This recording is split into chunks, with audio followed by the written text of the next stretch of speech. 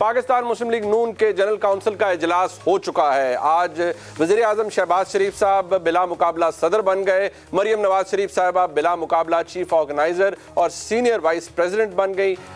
इत्तलात की और अहम बात यह है कि शाहिद खान अब्बासी साहब, उनके पास अब पार्टी का कोई ओहदा नहीं रहा। मिफ्ता इस्माइल साहब तो पहले ही साइड लाइन्स पर थे, पार्टी की तंजीमी माहौल के अंदर वो कहीं एडजस्ट नहीं हो रहे थे। लेकिन ये बात अलार्मिंग है कि शाहिद खान अब्बासी साहब जो कि फॉर्मर प्राइम मिनिस्टर हैं, आज वो पाकिस्तान मुस्लिम लीग नून की तंजीमी जो स्ट्रक्चर है उसके अंदर कहीं भी प्लेस नहीं हो रहे। आज यकीनी तौर पर इस हवाले से भी बात होगी।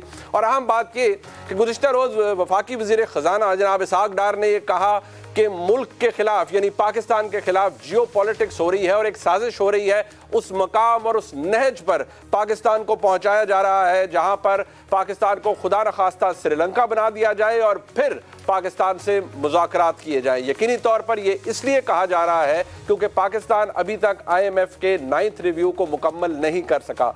याद रहे कि 30 जून तक इसको वैसे ही वाइंड अप होना है सारे मामले को, लेकिन अभी तक ये मामला पेंडिंग है।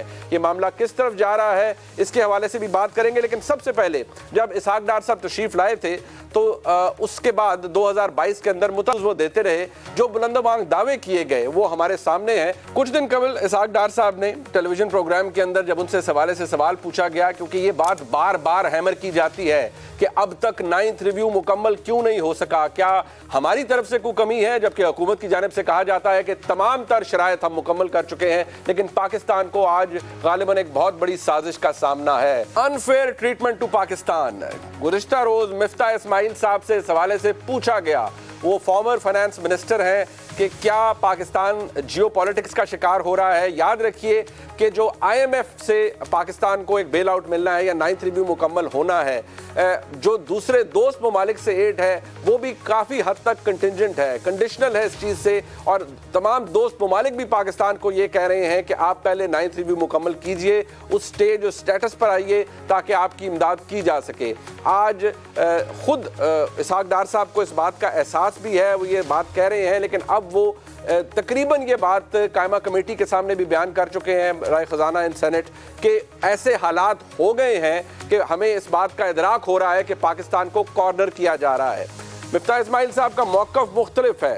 ताज्जुब की बात यह है कि वो ये मौक़िफ़ देते हैं लेकिन आज भी पाकिस्तान मुस्लिम लीग नून का हिस्सा है। पाकिस्तान जियो पॉलिटिक्स का शिकार हो रहा है या नहीं, इस हवाले से भी बात करेंगे। कुछ दिन कबल ख्वाजा आसिफ साहब ने एक बड़ी धुआंधार तकरीर की असेंबली के फ्लोर पर, और उन्होंने जो इल्ज़ हैं पाकिस्तान की मईशत को दरपेश, प्राइवेटाइजेशन के हवाले से जो मसाइल हैं उनका जिक्र किया। याद रहे कि पाकिस्तान में सानहा 9 मई भी हो चुका है, उसके बाद पाकिस्तान की सियासत का डिस्कोर्स यकसर तब्दील हो चुका है। उसके बाद ऐसे सवालात उठ रहे हैं, ऐसे हालात जन्म ले रहे हैं जो कि ये भी सवाल उठा रहे हैं कि क्या पाकिस्तान में आज़ादाना सियासत मुमकिन है या नहीं है। क्या पाकिस्तान के अंदर दोबारा से एक किंग्स पार्टी का कॉन्सेप्ट सामने आ रहा है। ये वो तमाम सवालात हैं जो कि आज पाकिस्तान की सियासत के गिर्द घूम रहे हैं। इसी पर बात करेंगे। हमारे साथ वफाकी वज़ीर दिफा जनाब ख्वाजा आसिफ साहब। ख्वाजा साहब, बहुत शुक्रिया आपका।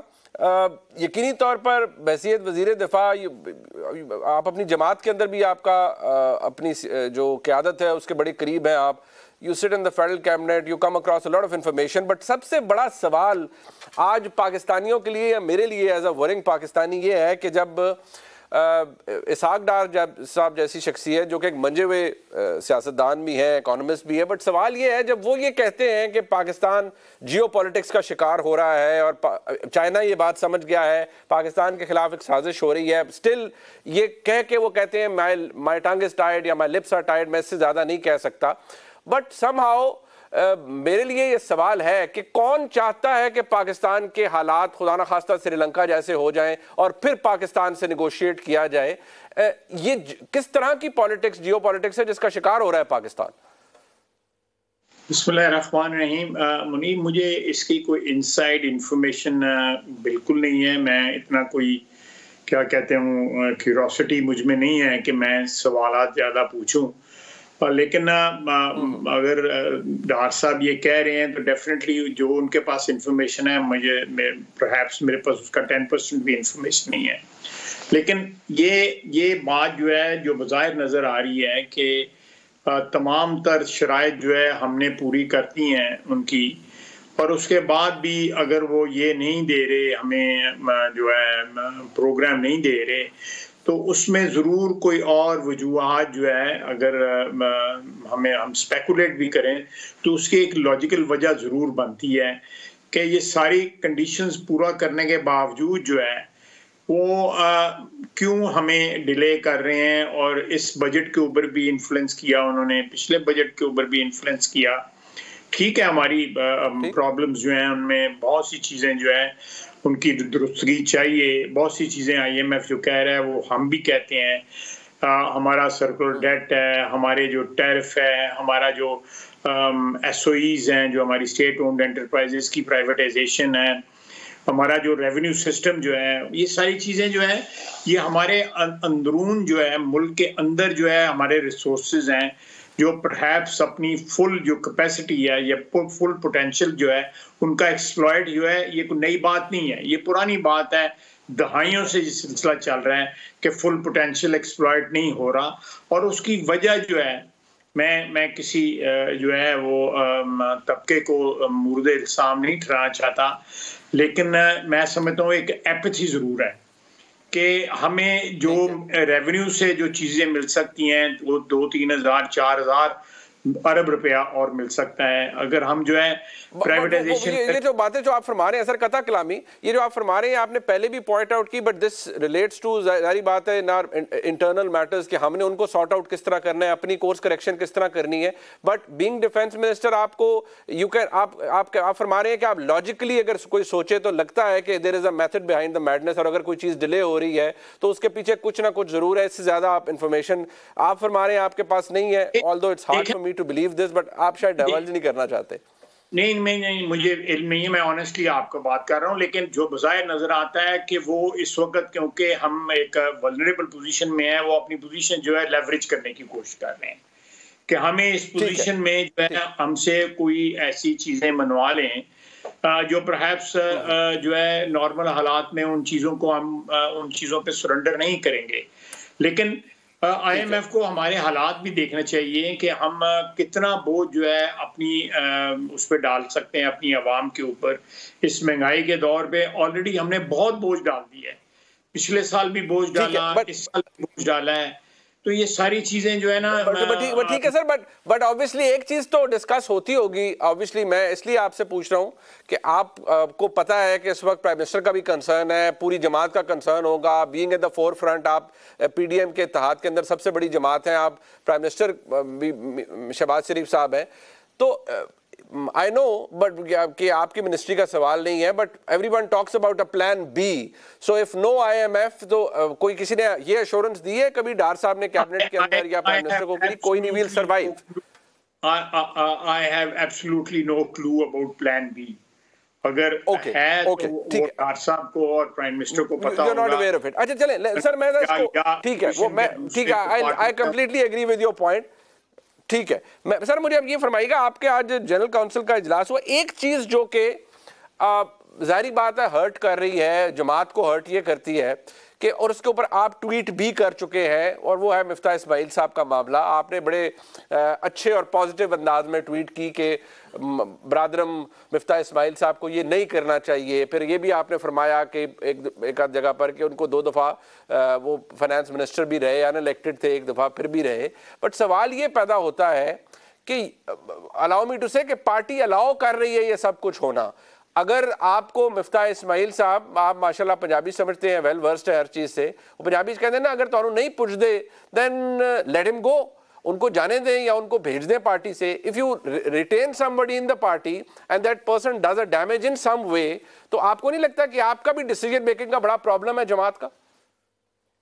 नहीं मुनीर, मैं डिसीजन मेकिंग की प्रॉब्लम नहीं कहूंगा। मुझे let me dilate on this subject just a bit. ये मेरा एक पॉलिटिकल जो वर्कर्स होते हैं उनके ऊपर अपनी सियासत के अंदर उतार चढ़ाव आते हैं। ज़रूरी नहीं कि मेरी जमात जो है 100% मेरी मर्जी के मुताबिक ही मेरे साथ सलूक करे। अच्छे वक्त भी आते हैं, कम अच्छे वक्त भी आते हैं, बाज़ औक़ात जो है ज़रा टेस्टिंग टाइम्स भी आ जाते हैं। मिफ्ताह को जो है 2017 में जब लंदन में हमारी मीटिंग हुई तो उसमें फाइनेंस मिनिस्टर जो है बड़े मियां साहब ने इसको बनाया। मिफ्ताह को ये सारी रोयदाद को आप पता है कि कहाँ क्या रोयदाद वहाँ पे हुई, शायद अब्बास साहब भी वहाँ पे मौजूद थे। उसके बाद दूसरी दफा अब फिर जो है मियां साहब ने जो है उनको फाइनेंस मिनिस्टर बनाया।